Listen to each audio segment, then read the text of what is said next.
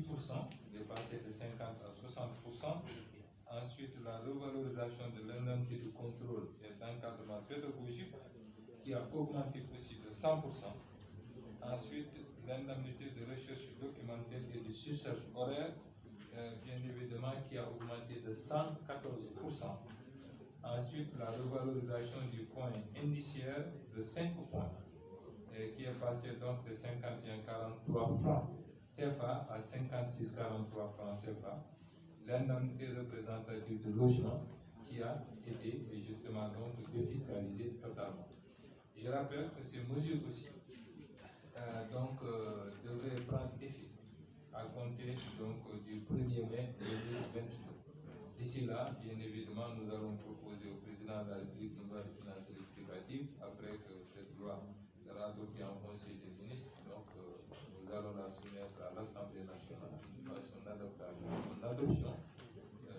La promulgation devrait suivre et à partir de cet instant, bien évidemment, nous serons en droit de pouvoir rapporter de façon légale ces différentes mesures au niveau des avantages des enseignants. Il y a aussi la question de la revalorisation du régime indemnitaire des fonctions dirigeantes et administratives, aussi qui a été revue fortement à la hausse.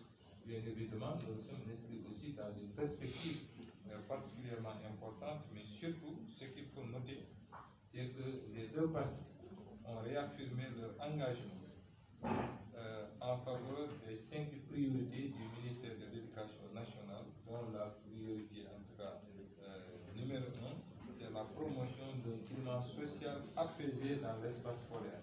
Cet engagement a été réaffirmé et voilà donc en quelque sens les quelques éléments justement d'accord que nous avons eu à paraffer aujourd'hui avec la partie syndicale. Monsieur le ministre, est-ce que sur la base de ces accords que vous avez signés, la partie syndicale s'est engagée à suspendre son plan d'action? Oui, naturellement, si on signe un protocole d'accord, c'est parce qu'on est d'accord. Justement, donc, avec cela, qui vous discutiez, et naturellement, donc, ces 5 syndicats, effectivement, donc, ont suspendu le mot de grève. Et sûrement, nous avons espoir, effectivement, que les 2 autres syndicats qui n'ont pas signé, qui ont promis de venir lundi, après ils auront donc consulté leur base, aussi vont signer justement cet accord et lever définitivement le vote. Quelles sont ces 2 organisations syndicales-là qui n'ont pas encore signé? Été déjà transmis à nos bases. Nos organisations syndicales se retrouveront demain à partir de 16h pour non seulement échanger, tirer encore les leçons ou les conséquences de la rencontre de ce matin, et certainement nous allons vers des assemblées générales le lundi au niveau de nos établissements avec nos camarades, au niveau de nos départements aussi, pour que le recueil de toutes les considérations que les camarades vont formuler sur le terrain, que nous puissions les centraliser et, bien entendu, avoir la décision finale à prendre. Cette décision, encore une fois de plus, elle ne dépend pas de nos directions, mais elle dépend, et comme de tradition, à nos bases. Et dès que cette décision nous sera notifiée, mais bien entendu, nous partagerons avec le gouvernement du Sénégal et les Sénégalais de façon générale. C'est-à-dire le protocole. La levée d'un mot d'ordre de grève se matérialise par la signature d'un protocole. Nous n'avons pas encore signé un protocole, parce que si nous devons signer le protocole, c'est à nos bases de nous dire de signer le protocole ou pas. L'autre élément aussi, c'est une remarque que nous avons faite dans la salle. La lutte que nous menons, elle était destinée à obliger, à exiger du gouvernement du Sénégal, mais le respect du protocole du 30 avril 2018. Donc, tous les travaux que nous avons faits dans cette dynamique-là, mais c'est des travaux qui peuvent être sanctionnés par un procès verbal. Et sinon, parce que si nous venons encore aujourd'hui signer un protocole sur l'autre protocole, pour nous, ça n'aurait pas de sens. C'est la raison pour laquelle nous avons dit à la partie gouvernementale, laissez-nous nous référer à nos bases comme nous le faisons d'habitude et nous vous reviendrons. De toute façon, je dois le préciser, il n'y a pas de Sénégalais patriotes et des moitiés de Sénégalais. Nous sommes aussi patriotes que tout le monde, sauf que dans la démarche, nous considérons que nous ne pouvons pas nous arroger des droits que nous n'avons pas. Nous avons été responsabilisés par nos bases, mais que nos bases nous indiquent la conduite à tenir. Ce n'est que ça, et nous reviendrons. Je crois que dans l'ensemble de ce qui nous a été dit, je dois rappeler que cette rencontre que nous tenons aujourd'hui n'est pas notre première rencontre. La semaine passée, un samedi, nous nous sommes rencontrés avec le gouvernement. Nous lui avons notifié quand même quelques attentes, du moins secondaires. Je dois revenir sur la question de l'indemnité d'enseignement. Nous avions souhaité, quoi qu'on dise, qu'on la porte à 80%, entre autres points sur lesquels nous avions émis nos exigences ou en tout cas nos souhaits. Maintenant, dans une discussion aussi, il faut... Le civil l'a confirmé. Deuxième impératif, le ministre de l'Éducation nationale devait prendre date avec nous pour régler des questions aussi importantes que les FA arabes, les classes multigrades, la modification de l'arrêté du CFE, à savoir les textes et à savoir également les copies.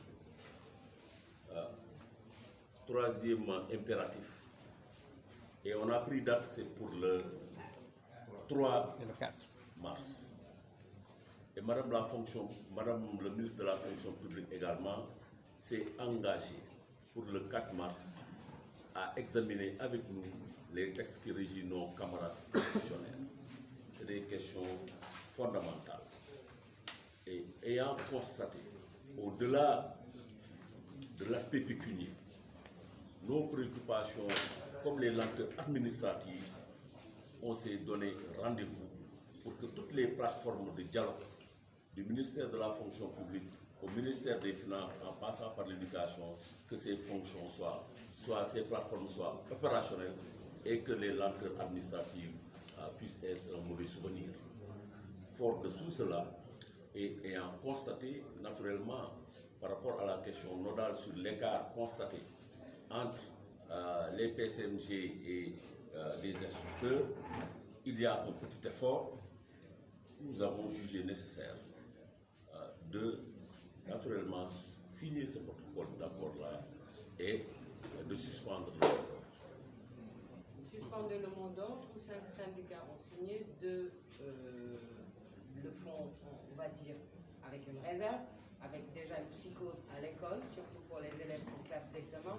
Vous conscients de tout ça, les parents d'élèves avec leurs inquiétudes aujourd'hui, quel message vous leur voulez faire?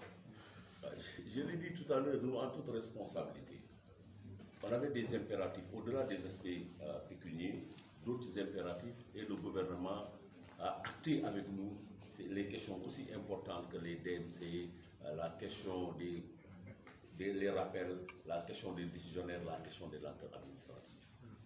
En plus, effectivement, de la volonté de réduire les écarts, les inéquités entre professeurs, PCMG et instructeurs qui sont de la même hiérarchie. Un pas est fait, nous avons jugé nécessaire, nous, en tout cas en ce qui nous concerne, de capitaliser et d'avancer. Et en plus, devant des gardes